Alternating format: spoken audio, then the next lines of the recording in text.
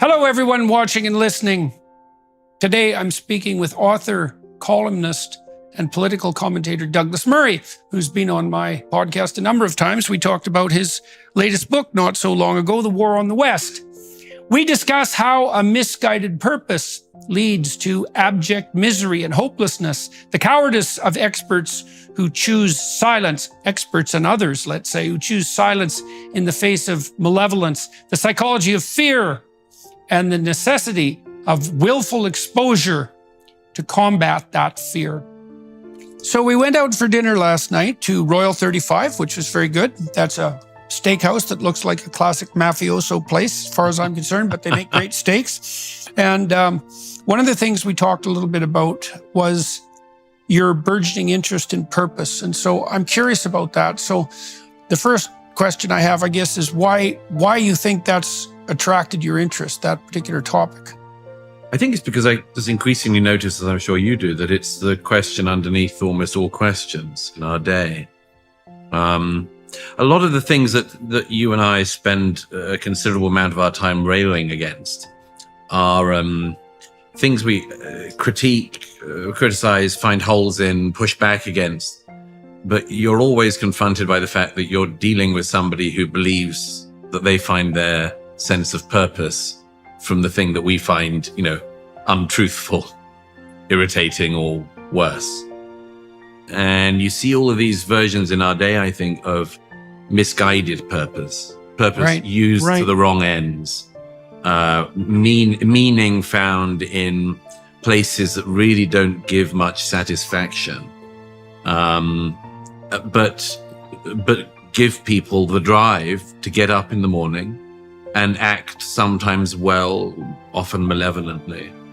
More often than not, perhaps malevolently, but that it seems to me that this sort of meaning crisis is one that many of the people that you and I have problems with, shall we say, are actually addressing. I mean, in their own inept and sometimes malevolent way, they are sort of speaking to a depth. Well, one of the things the left does very well, there's a developmental psychologist named Jean Piaget, who was a great psychologist. And he called himself a genetic epistemologist, actually, because he was interested in knowledge structures and how they developed. And so he really thought he was a practical philosopher. But in any case, he noted that human children, as they develop, go through stages of development. Each stage was, in some ways, a different theory of being. And that the last stage that he identified was the messianic stage. And developmental psychologists haven't paid much attention to that because they tended to shy away from anything that smacked of, let's say, religious thinking, even though Piaget was motivated fundamentally by the desire to bridge the gap between science and religion, which, by the way, I think he did quite well. The messianic period is late adolescence. And you might think about it anthropologically, I suppose, as associated with the need for individuals of that age to move away from their immediate local friendship group, which would have been the bridge from dependence on their parents, to identification with the broader culture. And so what they're trying to find at that point is something like a sense of universal purpose, right? And that touches on this issue of purpose, obviously, and meaning.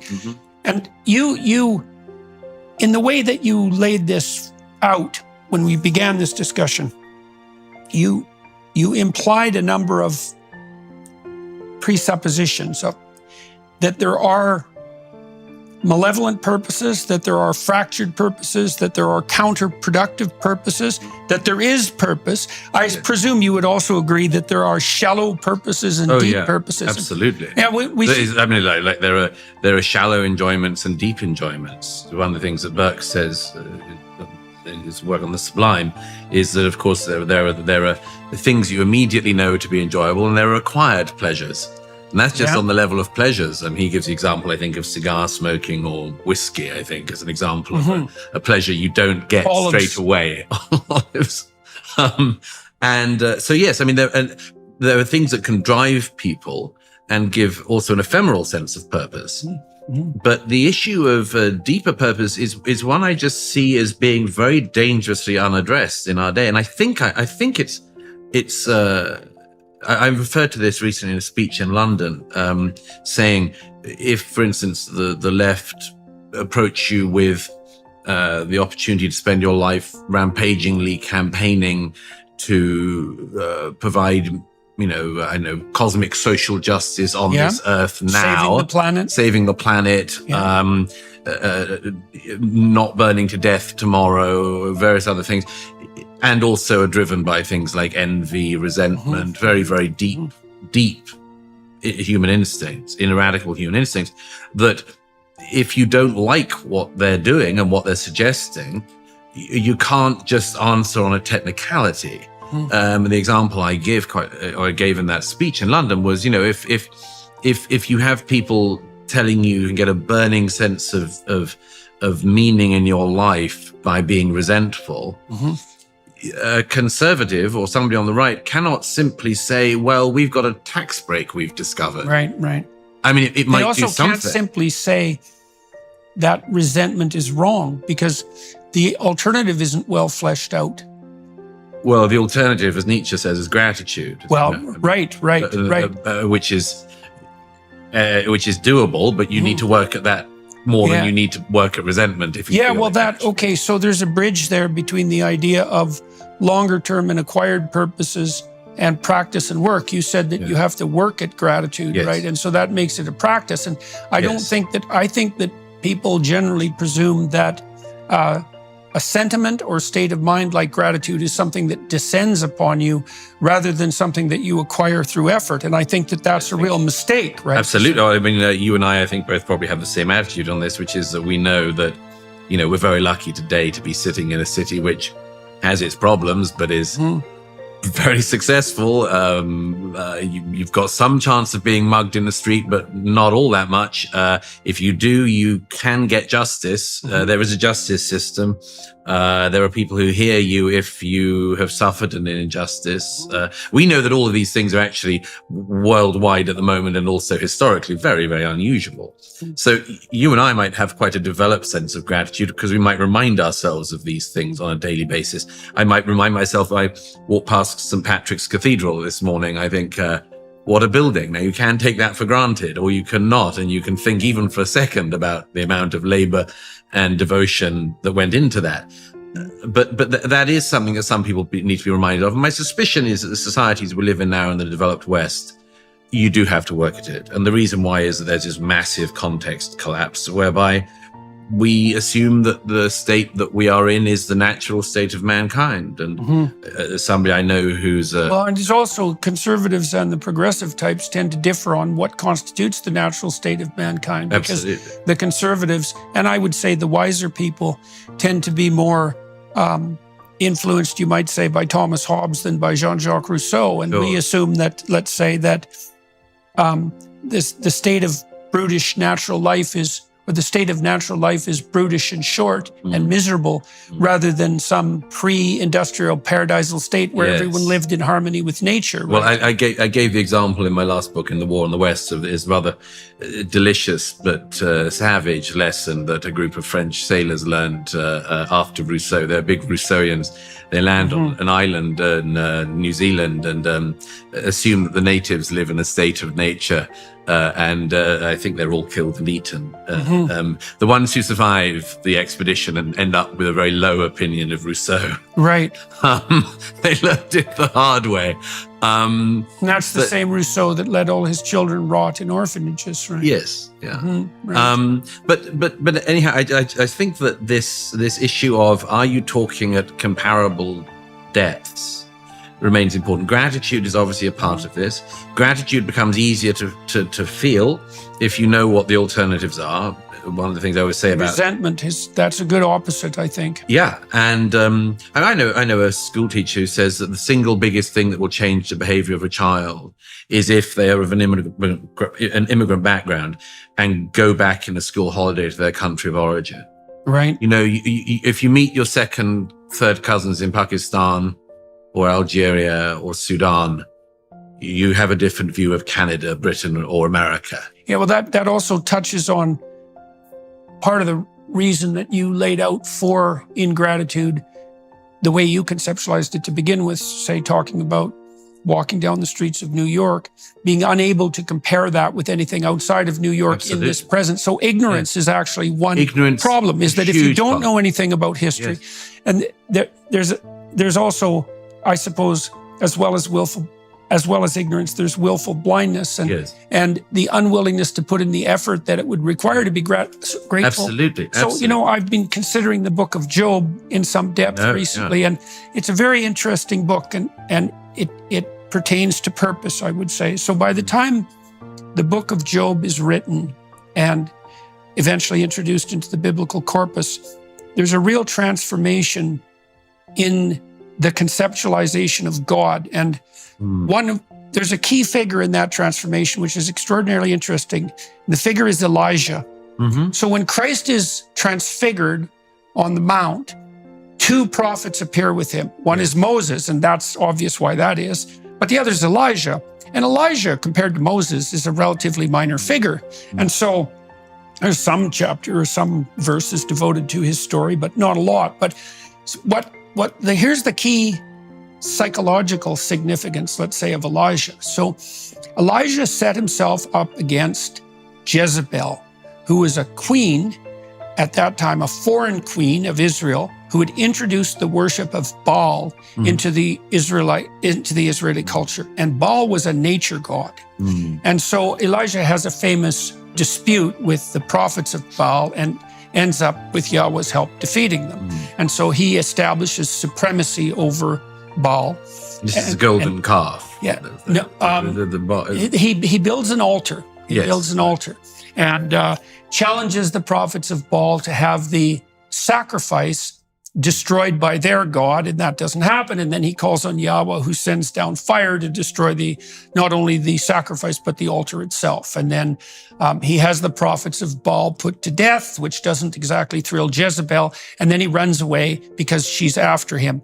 And this is where the radical transformation occurs. So he's hiding out in a cave, and he feels he's the only one left who's still an acolyte of Yahweh in the entire, Israelite polity. And a thunderstorm happens, a very, very violent thunderstorm, followed by a very violent earthquake. And Elijah realizes that God is not in the earthquake and not in the thunder, that he is instead the still small voice. That's where that phrase comes from. So it's the first marked internalization of the notion of the deity, is that whatever the highest deity is something that you can commune with internally, that is roughly equivalent, let's say, to the voice of conscience. And so that's Elijah. Right. It's amazing. Now, what happens in Job is so interesting, because in the story of Job, God has a bet with Satan. It's a very nasty story, right? It's the most brutal story. It's a brutal story. It's a brutal story. It makes you wonder why it wasn't edited out of the biblical corpus. And the consolation at the end isn't much of a consolation. Well, exactly. And so Job is a good man, and God thinks so, and so does Satan. And Satan is invited by God to have a few words with him and says, I bet you that I can destroy the faith of your good man, Job. And God says, yeah, I don't think so. Have at her, buddy. And so Job loses everything, and in the most painful possible manner.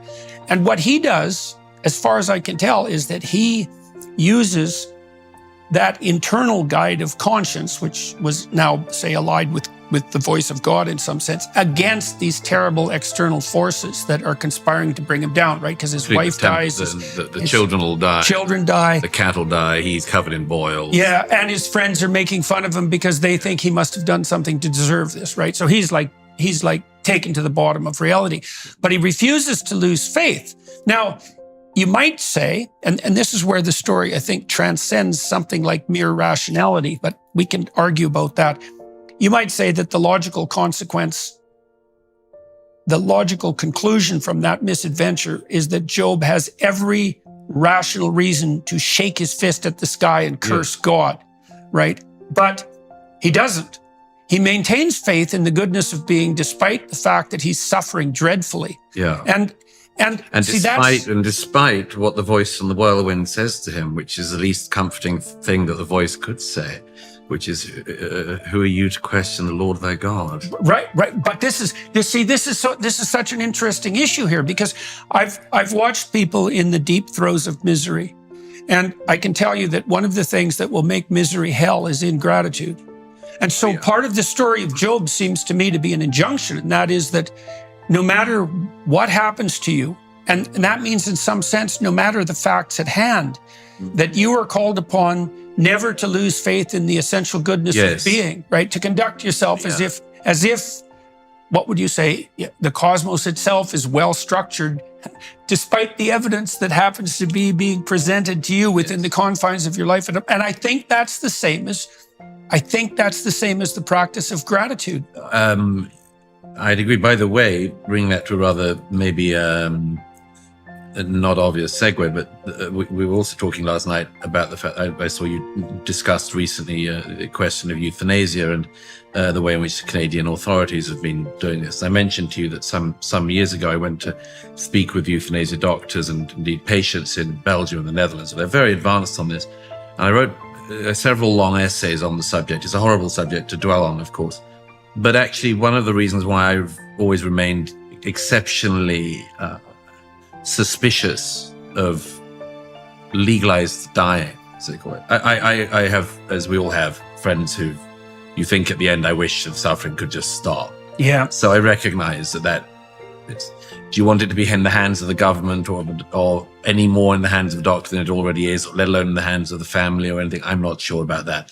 Allow the crossover of physical suffering to be equated with mental suffering, and you start putting down depressed youths as they are on the continent.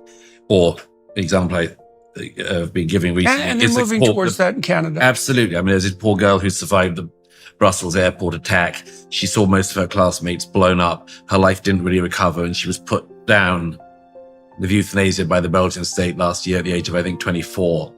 Now, apart from the insanity of a society that will not, out of principle, execute the perpetrator of an attack, but will kill a victim, apart from the insanity of that and all we know about the genuinely slippery slope in this area, one of the instincts I realized I had that I just couldn't let go of was that there was something fundamental about us as human beings that means that it is deeply ungrateful to what we have to give it up even a minute earlier than you have to. And that, you know, in the end, I quite often revert to literature, but I think it's Gloucester who says in King Lear, you know, man must endure his going hence even as his coming hither. And that actually endurance of birth, endurance of death is part of the cycle, but that there is something that, but the resentment you feel, for instance, when somebody commits suicide, and people around somebody who commits suicide very often do feel resentment as well as deep guilt, is partly you've broken the pact at a fundamental level.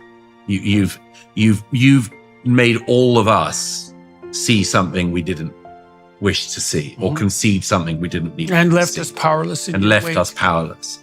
And anyhow, I mean, that's all independent of whether or not you want to put the power to euthanize people in the hands of the state, which, absolutely. And the answer to that is most definitely 100% not. Well, I mean, absolutely. I would say if the Canadian government can't work out how to organize the banking system or passport delivery, or some of the roads, I don't want to give them life and death.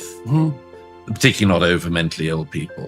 Definitely. So when you see people suffering, I mean, I saw this in my clinical practice a lot, is that if you, and I saw this with my daughter, you know, we talked to her too about this because she was very, very ill as a child, and we did everything we could to stop her from being bitter. Yes. And the reason for that, and this is an interesting, it forces an interesting consideration of the relationship between facts and values.